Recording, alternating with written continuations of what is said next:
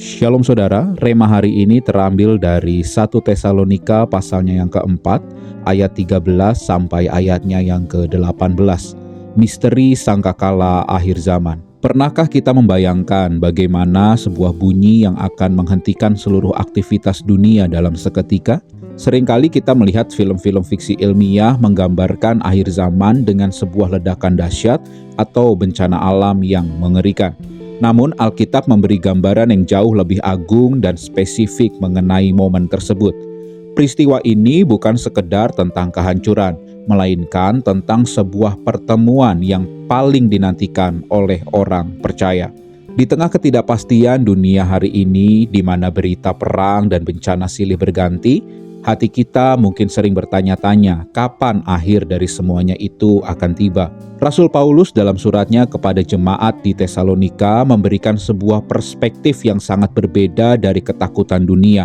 Ia berbicara tentang harapan yang melampaui kematian fisik.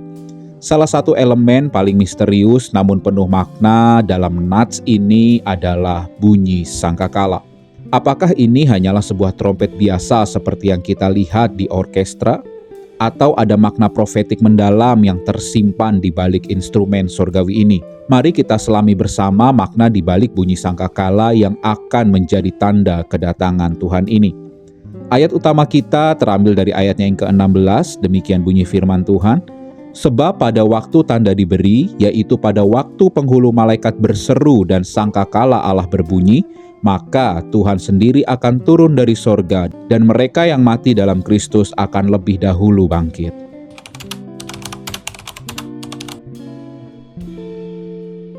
Surat 1 Tesalonika ini ditulis oleh Rasul Paulus dalam rangka pastoral yang penuh kasih. Kita perlu memahami bahwa jemaat Tesalonika pada saat itu adalah jemaat yang masih muda, namun hidup di tengah tekanan yang berat. Salah satu pergumulan teologis terbesar mereka saat itu adalah mengenai nasib orang-orang percaya yang sudah meninggal dunia. Mereka memiliki ketakutan bahwa saudara-saudara seiman yang telah wafat sebelum Yesus datang kembali akan kehilangan kesempatan untuk masuk dalam kerajaannya. Kesedihan mereka begitu mendalam sehingga Rasul Paulus merasa perlu untuk meluruskan pandangan mereka ini. Dalam budaya Yunani Romawi saat itu, kematian seringkali dianggap sebagai akhir yang tanpa harapan atau sebuah perpisahan abadi tanpa ada kemungkinan untuk berjumpa kembali. Rasul Paulus menggunakan istilah mereka yang tidur untuk menggambarkan kematian orang percaya, sebuah eufemisme atau sebutan yang lebih halus untuk menyiratkan sifat sementara dari kematian. Konteks kedatangan Tuhan yang digambarkan oleh Rasul Paulus di sini sering dikaitkan dengan istilah teknis kerajaan pada masa itu. Ketika seorang kaisar atau pejabat tinggi Romawi akan mengunjungi sebuah kota, pada saat itu disebut sebagai parousia, maka akan ada tanda-tanda khusus yang mendahului kedatangan mereka itu.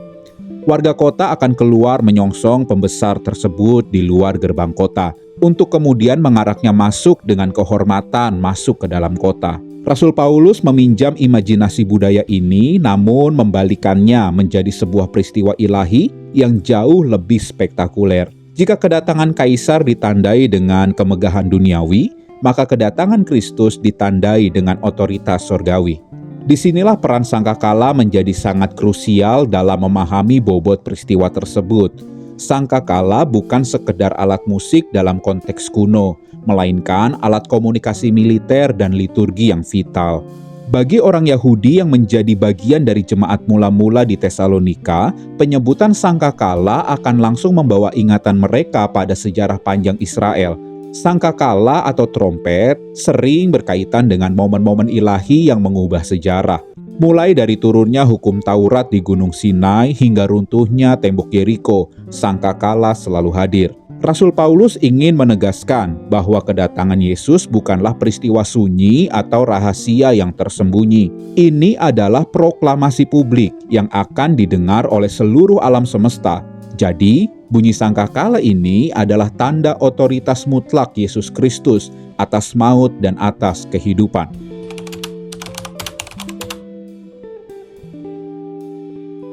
Mari kita membedah teks ini lebih dalam untuk menemukan kekayaan maknanya. Kata sangkakala dalam teks asli Yunani yang digunakan oleh Rasul Paulus adalah salpix. Dalam penggunaan sekuler dan militer Yunani kuno, salpix adalah trompet perang yang digunakan untuk memberi komando kepada pasukan.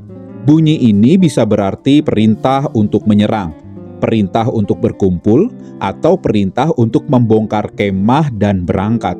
Namun, untuk memahami kedalaman teologisnya, kita harus melihat akar Ibrani yang melatar belakangi pemikiran Rasul Paulus. Dalam tradisi Perjanjian Lama, instrumen yang memiliki fungsi sakral ini disebut dengan istilah shofar.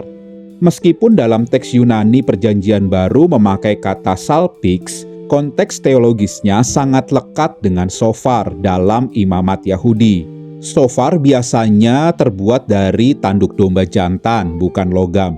Bunyi shofar memiliki kaitan erat dengan hari raya trompet atau Rosh Hashanah dan tahun Yobel.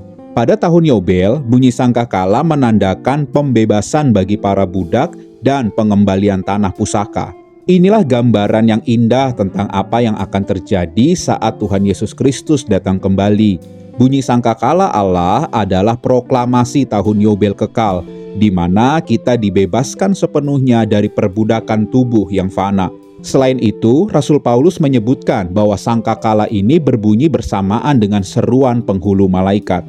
Kata berseru di sini diterjemahkan dari kata Yunani. Kata berseru di sini diterjemahkan dari kata Yunani keleuma. Keleuma adalah istilah teknis yang sangat spesifik dan jarang digunakan.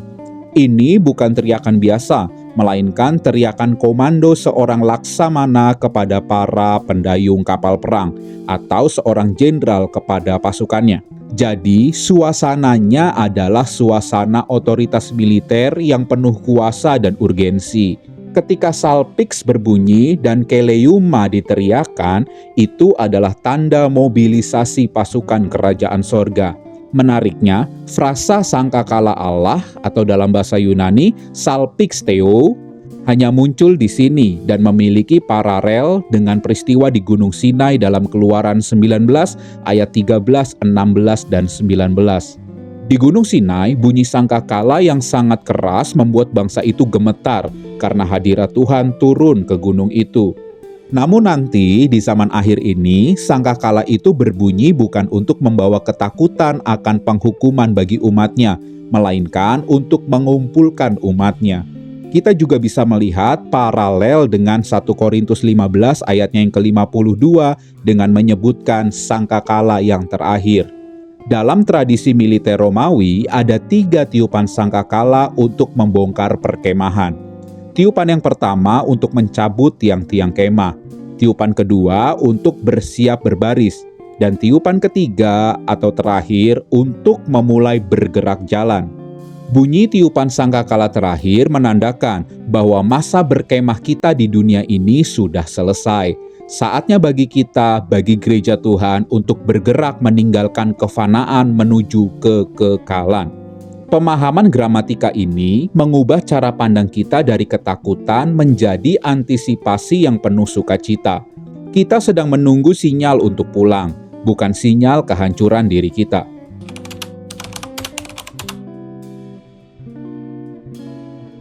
Lantas, bagaimana seharusnya kita merespons kebenaran profetik ini dalam kehidupan sehari-hari kita?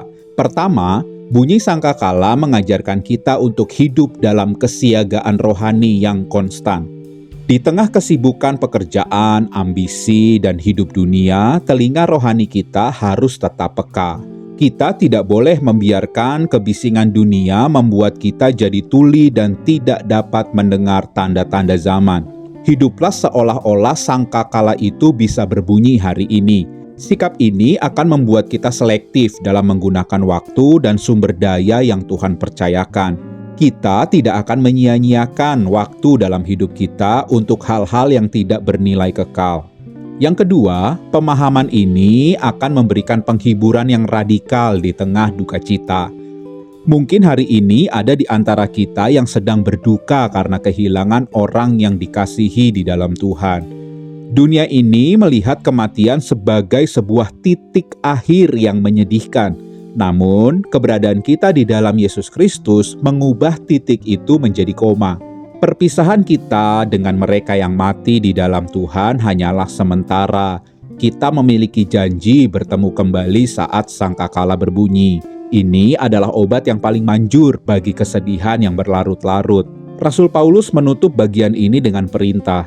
Karena itu, hiburkanlah seorang akan yang lain dengan perkataan-perkataan ini. Penghiburan sejati bukan berasal dari kata-kata mutiara kosong, melainkan dari doktrin eskatologi yang kokoh.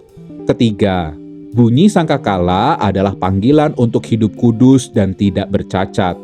Jika sangkakala itu adalah tanda kedatangan Raja di atas segala raja, maka kita sebagai hamba-hambanya harus didapati sedang melakukan tugas kita dengan setia. Jangan sampai saat tanda itu berbunyi, kita sedang hidup dalam kompromi dosa.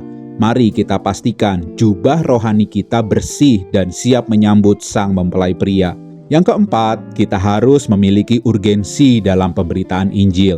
Sangkakala belum berbunyi, itu artinya masih ada waktu kasih karunia bagi orang-orang di sekitar kita. Bayangkan, jika sangkakala itu berbunyi hari ini, siapakah orang terdekat kita yang akan tertinggal? Pemikiran ini seharusnya memicu kita untuk lebih berani bersaksi dan mendoakan keselamatan jiwa-jiwa. Akhirnya, mari kita ganti kecemasan akan akhir zaman dengan pengharapan yang penuh gairah. Kita bukan orang-orang yang berjalan menuju kegelapan, melainkan anak-anak terang yang menyongsong fajar abadi. Biarlah setiap kali kita mendengar berita tentang kekacauan dunia, hati kita justru berkata, Maranatha, datanglah Tuhan Yesus. Sangkakala itu adalah suara kekasih jiwa kita yang datang menjemput mempelainya. Bersiaplah, sebab waktunya sudah semakin dekat.